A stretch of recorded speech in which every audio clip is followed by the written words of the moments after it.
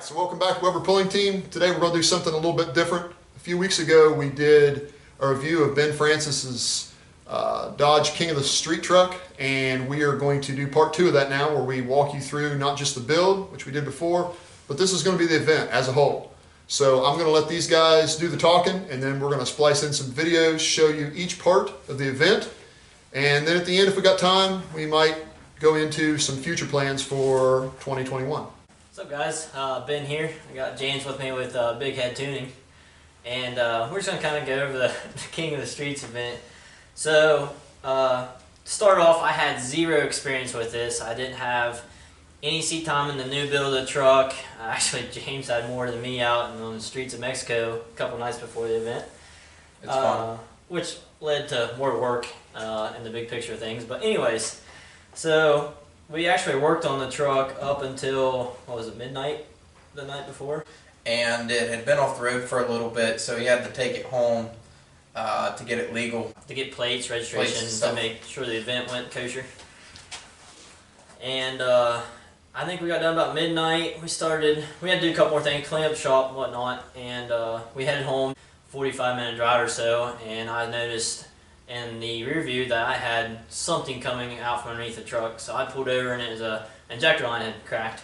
We didn't have any tools, we didn't have an injector line, so thankfully we called James, and by the grace of God he woke up, brought us the line, got us fixed, got home, got the truck legal. Yeah, he said he wasn't happy, but then the funny part of that was he lives around here, he's lived around his whole life, and got lost on the way home.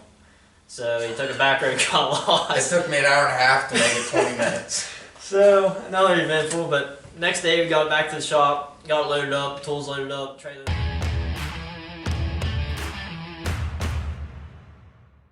Headed that way. Got up there, it was rainy, it was cold, there wasn't a whole lot of people there. Got back to the track, got set up, got settled in, and next morning we started the event. Went through tech, changed tires for drag racing, checked pressure, fluids. Polished her. We did do some polishing. You gotta look pro, go slow kind of thing. We got down to the drag racing and started our Q1, Q2, Q3s.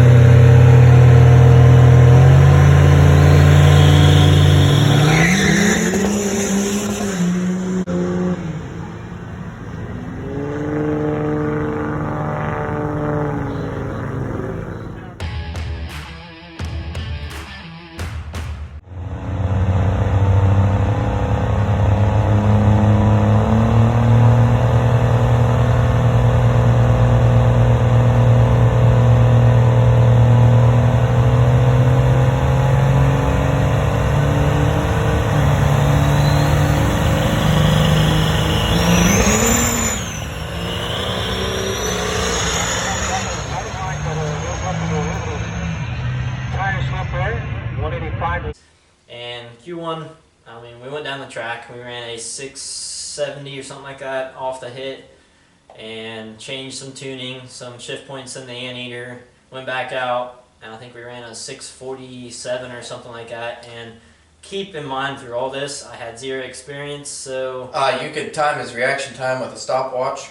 I might have been sleeping a little bit. And we are looking for a torque converter sponsor.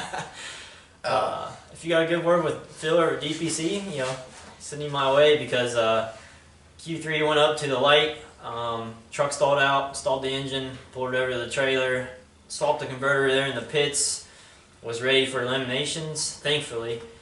Got a bypass first round out, and went back, and we started our elimination.